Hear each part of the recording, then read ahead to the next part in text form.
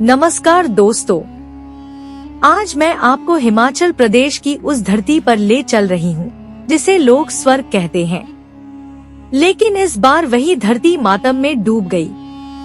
ये कहानी है चंबा की, जहाँ 2025 के मानसून ने कहर बरपाया।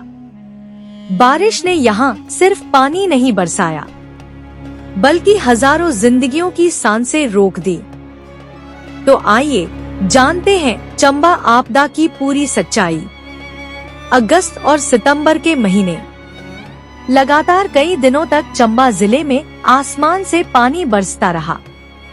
शुरू में लगा कि ये सामान्य बारिश है, लेकिन धीरे धीरे हालात बेकाबू होने लगे। नदियां उफान पर आने लगी, नाले गांवों में घुस आए और पहाड़ की मिट्टी ढहने लगी। लोगों को एहसास हो गया कि इस बार मानसून कुछ अलग है और खतरनाक भी। फिर वो पल आया जब अचानक फ्लैश फ्लड्स ने सब कुछ तहस नहस कर दिया। पल भर में खेत बह गए, घर डूब गए और सड़कें गुम हो गईं। सिर्फ इतना ही नहीं, पहाड़ों से टूटते पत्थर और मिट्टी ने जगह जगह लैंडस्लाइड कर दिए।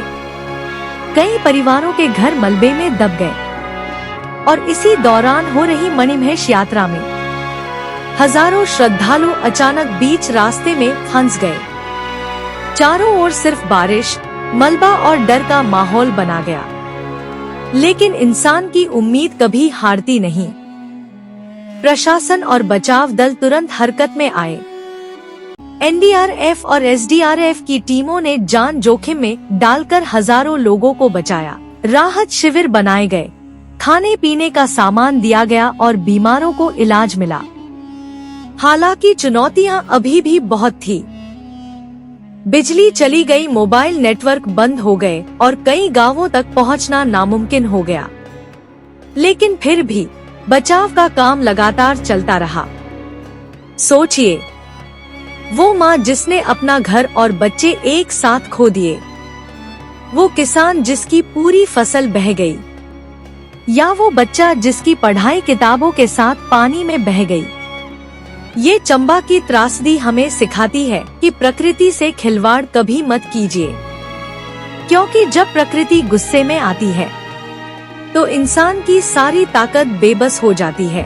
दोस्तों, चंबा ने इस साल बहुत दर्द देखा, लेकिन इंसान की हिम्मत और उम्मीद हमेशा बड़ी होती है। जरूरत है कि हम प्रकृति का सम्मान करें, आपदा प्रबंधन को मजबूत बनाएं और आने वाले कल को सुरक्षित करें।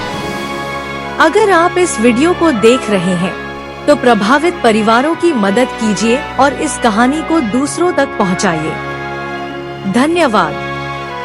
फिर मिलेंगे एक नई कहानी के साथ। तब तक सुरक्षित रहिए और प्रकृति के साथ तालमेल बनाकर चलिए।